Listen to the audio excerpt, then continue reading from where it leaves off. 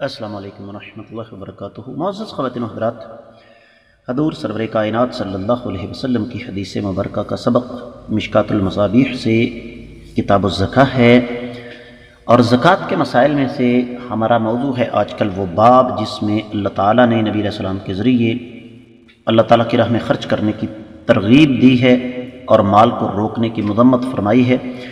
1880ویں حدیث کتاب میں 7ویں حدیث باب میں وان جابر قال قال رسول اللہ صلی اللہ علیہ وسلم اتقوا الظلم فإن الظلم ظلمات یوم القیامہ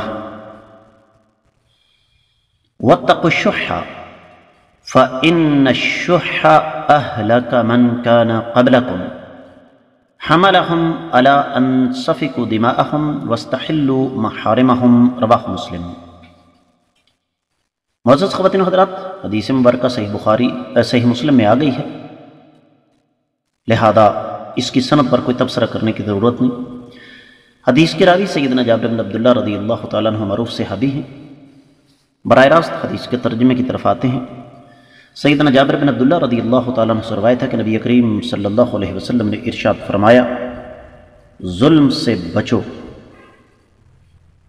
اس لیے کہ ظلم قیامت کے اندھیروں میں سے ایک اندھیرا ہے، اور بخل سے بھی بچو، اس لیے کہ بخل نے تم سے پہلے لوگوں کو ہلاک کر دیا۔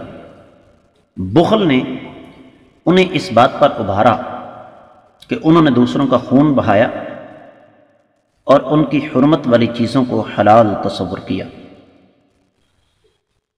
معزز خواتین و حضرات، سب سے پہلے تو یہ سمجھنا ضروری ہے کہ ظلم کہتے کسے ہیں۔ عربی زبان میں کہتے ہیں وضع شیء فی غیر محلہ، کسی چیز کو اس کی اصل جگہ سے ہٹا کے دوسری جگہ پر رکھ دینا، یہ ظلم ہے۔ اور ہمارے ہاں یہ عام ہے، یہاں تک کہ ہم اپنی اولادوں پر بھی ظلم کرتے ہیں۔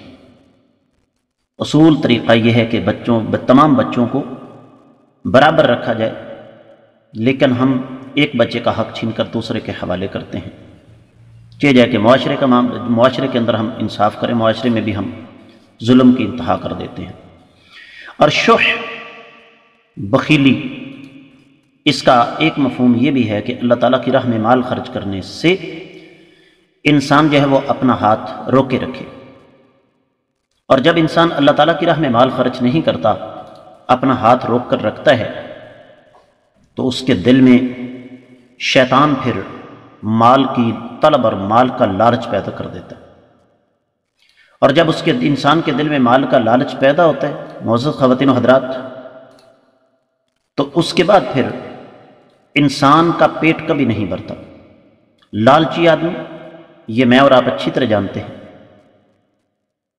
مال کی ایسی ہوس اس کے دل و دماغ میں گھس جاتی ہے کہ اس کو دن رات صرف اور صرف ایک ہی فکر رہتی ہے کہ میں اپنے جو میرا سرمایہ ہے یا میرے جو اثاثے ہیں میں ان میں اضافہ کیسے کروں۔ اور ہم نے ایسے لوگوں کو دیکھا ہے کہ قبر کے کناروں تک پہنچ گئے لیکن مال کی ہوس ختم نہیں ہوئی۔ اس کے مقابلے میں جو شخص اللہ تعالیٰ کی راہ میں مال خرچ کرتا ہے، اللہ مالک العلام رب ذوالجلال والاکرام پھر اس پر اپنا خصوصی فضل و کرم فرماتے ہیں۔ فیصلہ کرنا ہمارے ہاتھ میں ہے، ہم نے کن لوگوں میں شامل ہونا ہے۔ اللہ تعالیٰ ہمیں سمجھ کر عمل کرنے کی توفیق مرحمت فرمائے۔